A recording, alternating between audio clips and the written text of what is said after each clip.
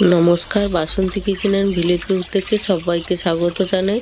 আজকের আমি মিষ্টির রেসিপি নিয়ে আপনাদের সামনে উপস্থিত হয়ে গেছি। তো এই মিষ্টিটা আপনারা বাজার থেকে 8 টাকা কি 10 টাকা দামে কিনে আনেন। তো এই মিষ্টিটা আর বাজার থেকে কিনে আনতে হবে না, বাড়িতেই আপনারা বানিয়ে নেবেন।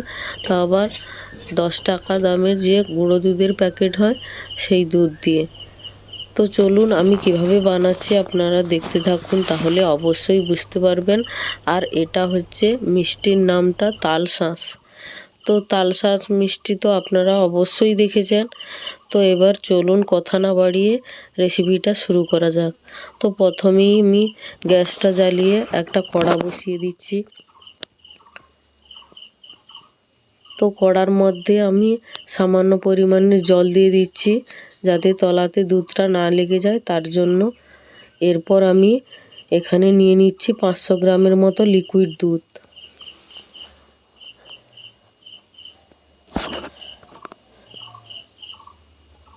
তো লিকুইড দুধটাকে আমি ছেঁকে নিয়েছি বেশ ভালোভাবে। তো দেখুন দুধটাকে এইরকমভাবে জাল দিয়ে আমি অল্প অল্প করে মেরে নেব। দেখুন, তো কিছু সময় পরে আবারও দেখাচ্ছি কতটা দুধ ঘন হয়ে গেছে দেখুন। তো আরও বেশি করে ঘন করে নিতে হবে। তো আমি আপনাদের দেখাচ্ছি কতটা ঘন করে নিতে হবে। দেখুন কতটা ঘন হয়ে গেছে, ঠিক এই রকমভাবে ঘন করে নিতে হবে। আর গ্যাসের আঁচটাকে এই সময় আমি অফ করে দিয়েছি। তো দেখুন এই অবস্থাতে আমি দিয়ে দিচ্ছি এখানে গুঁড়ো চিনি। তো আবারও গ্যাসের ফ্লেমটাকে অন করে দিয়েছি। তো এখানে আমি 4 টেবিল চামচের মতো চিনি দিয়েছি। যেহেতু শুকনো মিষ্টি হবে তার জন্য মিষ্টিটা একটু কম দিয়েছি, কারণ এখানে গুঁড়ো দুধ আর লিকুইড দুধ সব রকমের থাকবে, এর মধ্যেও কিছুটা মিষ্টি আছে। আর দেখুন নিয়ে নিচ্ছি এখানে 10 টাকা দামের গুঁড়ো দুধের প্যাকেট। তো প্যাকেটের মুখটাকে আমি কেটে আস্তে আস্তে আমি দিয়ে দিচ্ছি, আর এদিকে স্প্যাচুলারের সাহায্যে নেড়ে নিচ্ছি, না হলে এইটা জমাট বেঁধে যাবে। আর গ্যাসটাকে অফ করে দেওয়ার কারণ হচ্ছে কিছুটা ঠান্ডা হয়ে গেছে, আর গুঁড়ো দুধটা মেশাতে খুবই সুবিধা হবে, দলা পেকে থাকবে না।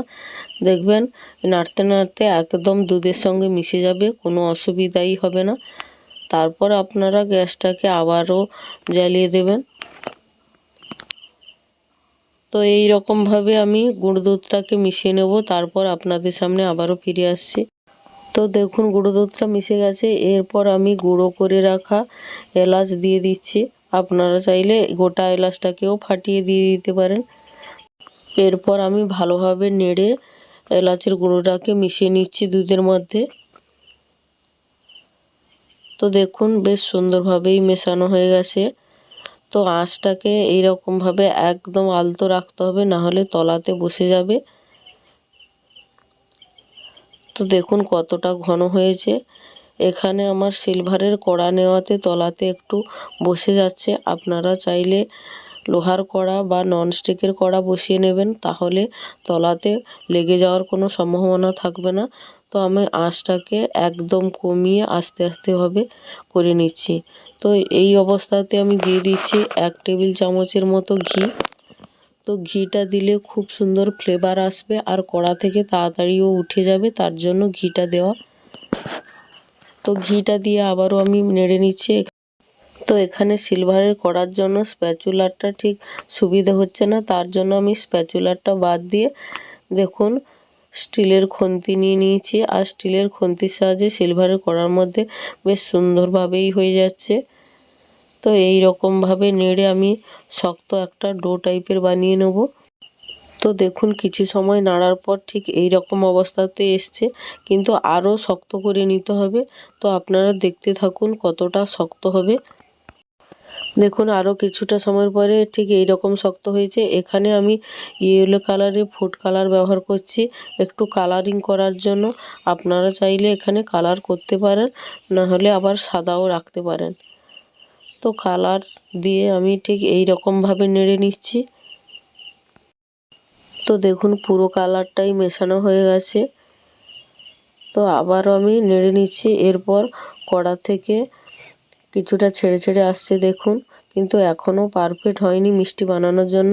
আরও একটু ডোটাকে শক্ত করে নিতে হবে। তো মিষ্টিটা বানানোর জন্য পারফেক্ট ডো তৈরি হয়ে গেছে। এরপর যেটা করতে হবে সেটা আপনারা দেখতে থাকুন।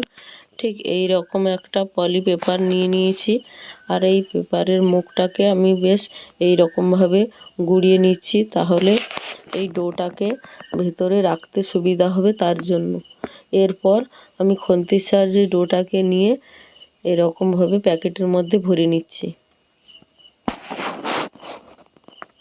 পুরো ডোটাকেই আমি প্যাকেটের মধ্যে ভরে নিয়েছি, আর প্যাকেটের মুখটাকে ঠিক এই রকমভাবে আটকে নিচ্ছি, তাহলে সহজেই শক্ত হয়ে যাবে না, নরম থাকবে আর মিষ্টিটা বানাতে সুবিধা হবে।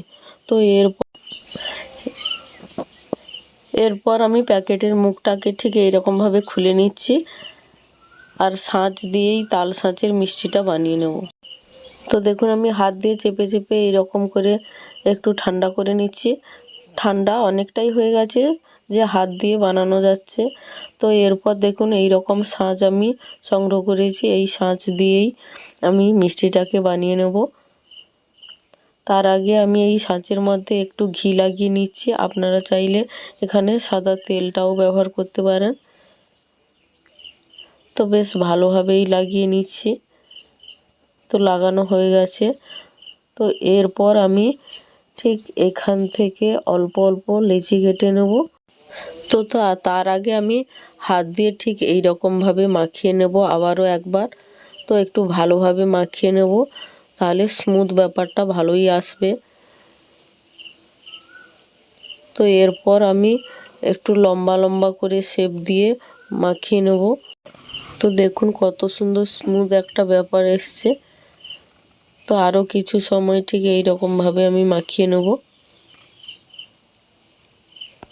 তো দেখুন সুন্দরভাবে মাখানো হয়ে গেছে। এরপর অল্প একটু লেচি কেটে নিয়ে আমি হাত দিয়ে এরকম চেপে চেপে একটু গোল করে নিচ্ছি। তারপর ছাঁচের মধ্যে দিয়ে এই রকমভাবে চাপতে হবে, তাহলে সুন্দর একটা ডিজাইন চলে আসবে। তো দেখুন সুন্দরভাবে আমি চেপে নিয়েছি। এরপর আলতো করে হাত দিয়ে বের করে নিতে হবে। দেখুন কত সুন্দর ডিজাইন হয়ে গেছে। তো এই রকমভাবে আমি সবগুলোকেই বানিয়ে নেব। সবগুলো বানানোর পর আবারও আমি আপনাদের সামনে ফিরে আসছি। তো মিষ্টিটা বানাতে গিয়ে বুঝতে পারলাম যে ডোটা শক্ত হয়ে যাচ্ছে, তার জন্য আমি আবারও প্যাকেটের মধ্যে ভরে নিয়েছি। ভরে নিয়ে ঠিক অল্প অল্প করে লেচি কেটে নিয়ে আর মুখটাকে এই রকম পাকিয়ে আমি রেখে দেবো, তাহলে গরম থাকবে আর শক্ত হয়ে যাবে না, আর বানাতেও খুবই সুন্দর হবে। তো চলুন সবগুলো বানিয়ে নিয়ে আবারও ফিরে আসছি। ভাবলাম এটা আপনাদেরকে দেখানো অবশ্যই জরুরি, তার জন্য আমি এটা দেখালাম। আপনারা এই রকমভাবে বানাবেন, তাহলে শক্ত হয়ে যাবে না আর বানাতেও খুবই সুবিধা হবে। তো দেখুন সবগুলো মিষ্টি বানানো হয়ে গেছে। আর এই 10 টাকা দামের দুধ পাউডার আর 500 গ্রামের মতো লিকুইড দুধ দিয়ে কতগুলো মিষ্টি বানানো হয়ে গেছে দেখুন। এটা দোকানে কিনতে গেলে অনেক দামই পড়ে যাবে, কিন্তু বাড়িতে 100 টাকার মধ্যে সব কিছুই হয়ে যাবে। তো আপনারা এই রকমভাবে বানিয়ে নেবেন। আর সুন্দর হওয়ার জন্য আমি এখানে কিশমিশ কেটে দিয়ে দিয়েছি, তাহলে দেখতে আরও খুবই সুন্দর লাগছে। এই মিষ্টি বানিয়ে আপনারা পুজোতে বা বাড়িতে কোনো অতিথি এলে অবশ্যই ব্যবহার করতে পারবেন। এই মিষ্টিটা বানার পর আপনারা অবশ্যই ফ্রিজের মধ্যে রাখবেন 2-3 ঘন্টার মতো।